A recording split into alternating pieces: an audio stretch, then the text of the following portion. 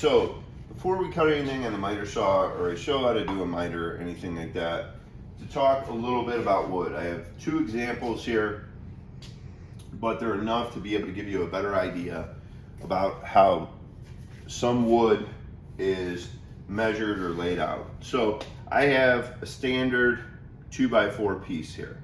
Now, most everybody has always heard of a 2x4, but if you ask somebody what the actual measurement of a 2x4 is, that's where you run into some confusion. It's not 2 inches by 4 inches, okay? So a 2x4 you can see is 3.5 inches by 1.5 inches, all right? So if you had a 2x6, a 2x8, a 2x10, a 2x12, they're all gonna be a 1/2 inch less on both measurements. It's the easiest way to remember it, okay? So if you have a 2x6, it's 1.5 inches by 5.5. If you have a 2x10, it's 1.5 inches by 9.5, all right? And people might go, well, I don't understand. Why don't they say 1.5 inches by 3.5? Simply, it's a lot easier to say 2x4. And at one time, you know, some people did kind of hold a little bit closer to it, all right? But like anything, especially in trades over time, it's these old sayings, these old ways of doing things, okay? And we just kind of fall into them. So what used to be 2 inch by 4 inch is now 1.5 inches by 3.5, but we still refer to it as 2x4. They come in different lengths, usually 8 footers, 10 footers, 12 footers. The standard that you'll use in construction, if you're building walls, is usually 8 footers, and they come in different grades, okay? So you can have a premium grade, or you can have a framing grade, you can have a low grade, you could have a grade A, you could have a grade B. Bottom line, I don't care what the grade is or anything like that. When you're going to get wood, pick out your own wood if you can. If you're getting a large amount of wood and you got to get, you know, a bundle and you don't have the time to do that, I get it. But if you're able to go and pick out a couple of 2x4s or something, make sure you get them yourself. You look at them. Even if they say premium, premium's supposed to be a little bit more expensive and be the best ones, you still want to look at the 2x4. You want to see how many knots are in it, how many digs are pushed out of here. You want to take the 2x4 if you have a full 8 footer, okay, and you want to look at it all the way down.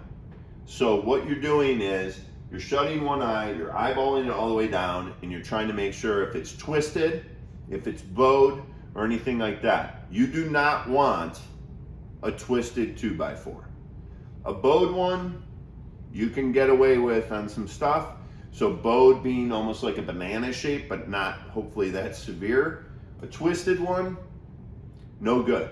Do not use that 2x4, okay? Now this happens to be what they refer to as a premium 2x4. You can see it next to a standard one. There's a little bit of a color difference, okay? It feels a little bit different, and it happens to be stamped premium, okay? But it does not mean that it's a far superior 2x4, because if I flip it over, you can see right here how it's cut on these grooves right here. It's chunked out right here. This side doesn't look as pretty, okay? And that's one of the things that you have to really keep in mind when you're going lumber shopping, okay?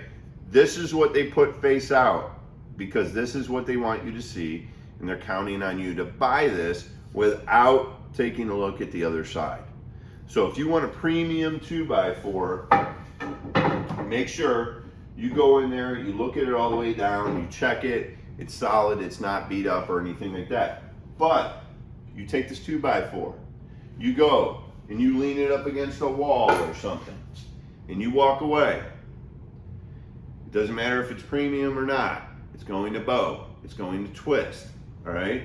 You have to make sure that they're laying flat. You have to watch if they're laying directly on concrete. What is in concrete? Moisture. So if you're going to lay a 2x4 on concrete or stack them, you want to make sure that you put some wood underneath so that you have a separation from that concrete, so you're not getting that moisture pushing up. And what's it doing? It's sitting here and it's going to start warping out your board, okay? Other types of wood that we tend to use are like plywood. Plywood, same thing, okay? Plywood comes in different grades. This is a nicer grade because what you have here is this is a birch plywood sanded finish, okay?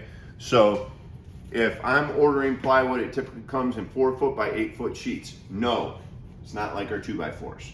It doesn't mean that it comes a 1/2 inch smaller both sides.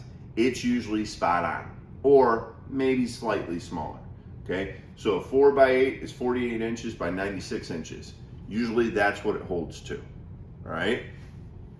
But plywood, this is nicer plywood, okay? It's gonna be more expensive. It's got a nice sanded side on both sides. So this is more of a premium grade.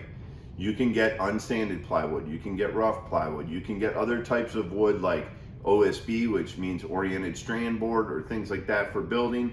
But if you're doing nicer projects, you want nice plywood. The number of plies that you have matters in the cost, okay? So if you're looking down this, you can see 1, 2, 3, 4, 5. So that's a 5-ply, 4x8 sheet, sanded both sides, birch plywood, okay? Each one of these is glued together, okay?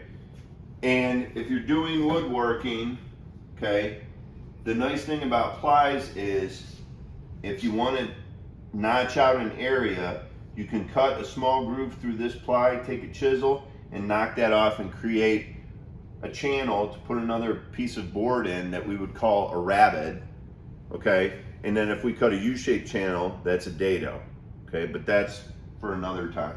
But either way, just explaining some of the variations of wood. Okay, so the biggest thing is when you're going and you're picking out wood, you want to make sure, even if you're asking for premium, that the 2x4s are the way they need to be. Plywood, what are you using that plywood for?